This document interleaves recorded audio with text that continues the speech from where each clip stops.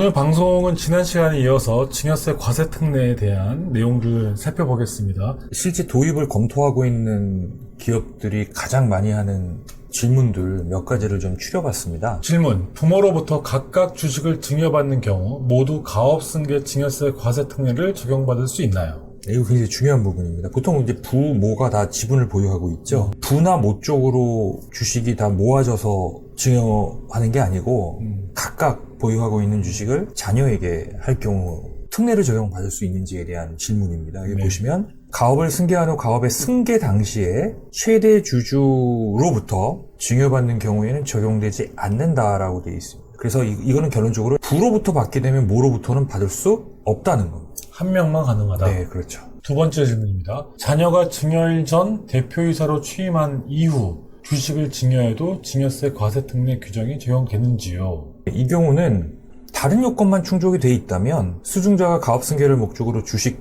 등을 증여받기 전에 일반적으로 그냥 일반 증여 받을 수도 있잖아요. 그리고 증여받기 전에 대표이사를 취임할 수도 있는 거고요. 상관없다. 적용된다. 부친이 가업 주식 전부를 증여한 후 사망으로 상속이 개시되는 경우 피상속인 주식 보유 요건을 제외한 가업 상속 요건을 갖춘 경우 가업 상속 공제가 가능할까요? 여기 보시면 피상속인 보유한 가업 주식 등을 전부 증여하면 이제 주식 보유 요건을 충족하지 못하게 되는 경우잖아요. 상속인이 증여받은 주식 등을 상속 개시일 현재까지 피상속인이 보유한 거로 보아 가업상속 공제가 가능하다. 그래서 여기 보시면 2020년 2월 11일 이후 증여자가 모든 주식을 증여한 후에 가업상속 공제 적용이 가능하다. 왜냐하면 이제 가업상속 공제 시점에 주식을 보유하고 있어야 되는데 이미 사전에 다 증여를 해버리면 보유하고 있지 않은 거잖아요. 그 경우가 이제 2020년도 2월 11일 이전에는 가업상속 공제 대상이 아니라고 했는데 이후에는 모두 주식을 증여한 후에도 가업상속 공제 대상이 가능하다라고 해석을 하시면 됩니다. 과세 특례 요건을 검토할 때 이 체크리스트입니다. 그래서 이제 가업승계 특례 요건을 전문가 도움 없이 스스로 한번 체크해 볼 때 활용하시면 도움이 되실 것 같은데요. 공통에 해당되는 이제 항목들이 법인 사업자냐 아니냐, 10년 이상 계속해서 경영한 기업인지 여부, 그 다음에 상증용 별표에 따른 업종을 주된 사업으로 영위하는 경우. 네 번째, 10년 이내 조세포탈, 회계부정, 징역형 또는 외관법에 따른 죄에 해당하지 않을 것. 중소기업 요건에 해당하는지 여부도 한번 체킹해 보셔야 될 거고요. 그 다음에 중견기업은 이제 중견기업 요건에 해당하는 조건에 해당하는지도 한번 체킹해 보셔야 됩니다. 증여자도 이제 60세 이상인지 증여일 현재 10년 이상 계속 경영을 한 에비던스가 있는지도 한번 체킹해 보셔야 되고요. 단 증여세 과세 특례는 대표이사 재직 요건은 필요하지 않습니다. 근데 가업상속 공제는 이게 필요하죠. 주식 보유는 특수관계인 포함해서 40% 이상을 10년 이상 계속 보유하고 있었는지 여부도 중요하고요. 상속인은 수증자죠. 18세 이상이냐, 증여세 신고 기한까지 가업에 종사했느냐, 증여일로부터 3년 이내에 대표이사로 취임했는지 여부가 중요합니다. 증여세 과세 특례에서 유념할 사항은 부모 중 한 명에게만 증여세 과세 특례가 가능하다는 점입니다. 부와 모가 주식이 함께 있는 경우는 부부 간 사전 증여를 통해서 미리 준비하시기 바랍니다. 세금 줄일 수 있습니다. 앞부분에 좀 말씀드린 건 이제 사전 요건이고요. 네. 사후 관리를 어떻게 해야 되는지에 대한 부분을 한번 보시는 게 중요할 것 같습니다. 제가 읽어보겠습니다. 가업 주식의 증여일로부터 5년까지 정당한 사유 없이 가업 승계 의무를 이행하지 아니한 경우에는 해당 가업 주식의 가액을 일반 증여 재산으로 보아 이자 상당액과 함께 기본세율을 다시 증여세를 부과한다. 최초에 이 제도가 도입됐을 때는 10년이었고요. 많이 줄은 거예요. 예, 그게 이제 7년이었고 5년이었는데. 근데 전에도 한번 말씀드렸는데 이게 숫자상으로는 줄었는데요. 기업의 여건을 보면 체감적으로는 줄지 않았다고 봐요. 네. 그러니까 옛날에는 10년 정도 예측 가능한 사업 모델이 지금은 5년도 길게 느껴져요.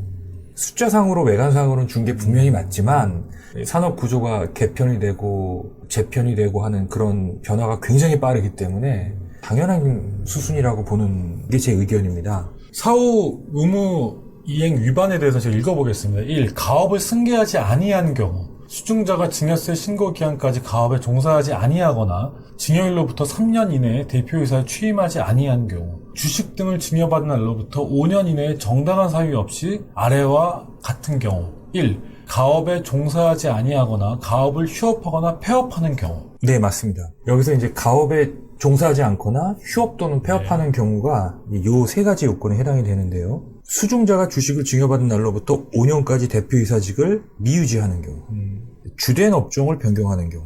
그래서 한국표준산업분류표상의 중분류 내에서 업종을 변경하는 경우. 근데 이게 내년부터는 이제 중분류가 대분류로 바뀌죠. 대분류로 바뀝니다. 확대로 되고요. 저는 이것도 굉장히 좋게 바뀐 거라고 봐요. 왜냐면 이제 기업이 사양산업이고 쇠퇴사업이면 가업이라 하더라도 신사업으로 갈아타야 되는데 업종 변경을 제한하는 것 때문에 그게 안 돼버리면 가업 승계가 오히려 기업의 지속가능한 성장에 걸림돌이 될 수도 있잖아요. 네. 다만 저는 평가심의위원회가 나름대로 판단을 해서 대분류로 변경하는 거에 저는 오히려 더 무게를 둬요.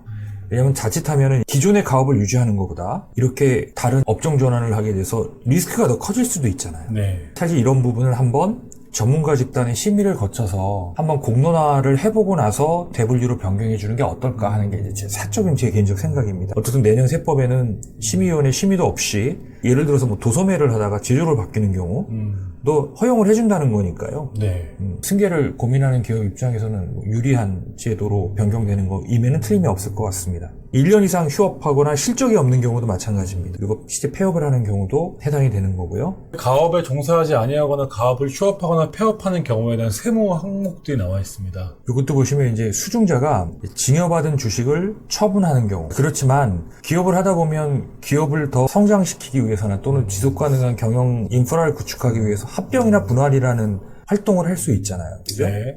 다만 그럼에도 불구하고 수중자가 최대 주주의 지위를 유지하게 되는 경우면 이거는 인정해준다는 얘기입니다. 네.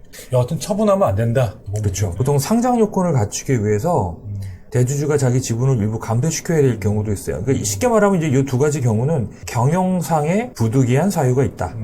이렇게 보시면 되겠죠. 그 다음에 증여받은 주식을 발행한 법인이 유상증자 할 수 있죠. 네. 이것도 경영상의 이유로 할 수 있잖아요. 근데 실권 등으로 수중자의 지분이 낮아질 수 있습니다. 이건 무슨 얘기냐면 특정인이 유상증자를 난 안 받아 이렇게 되는 거죠. 그러면 그거를 누군가 제3자가 다 받게 되면은 그 제3자의 지분율이 올라갈 수 있는 거예요. 그렇죠. 네. 그러면서 증여세과세 특례를 받은 사람의 지분율이 낮아질 수도 있잖아요. 네. 그죠? 특히 이제 이런 식의 증자나 감자라는 자본 거래를 통해서 편법적으로 지분율 변동이 이루어지는 경우가 있습니다. 지분율이 낮아지면 안 된다. 예. 또 법인이 경영상의 필요에 의해서 채무를 출자 전환할 수도 있잖아요. 자, 그런 경우 이제 수중자의 지분율이 낮아지는 경우가 생길 수도 있습니다.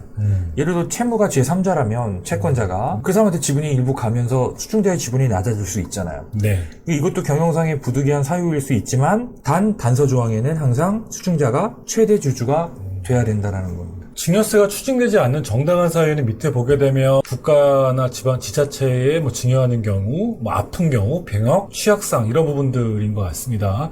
제가 보게 되면 우리 부장님 말씀해 주신 대로 사후관리에 대한 부분들이 가업상속 공제에 비하면 굉장히 낮다라는 생각이 들고요. 증여세 과세 특례에 대한 부분들을 적극적으로 검토하시고 비교하시면 좋을 것 같습니다. 자, 오늘 방송 감사합니다. 네, 고맙습니다.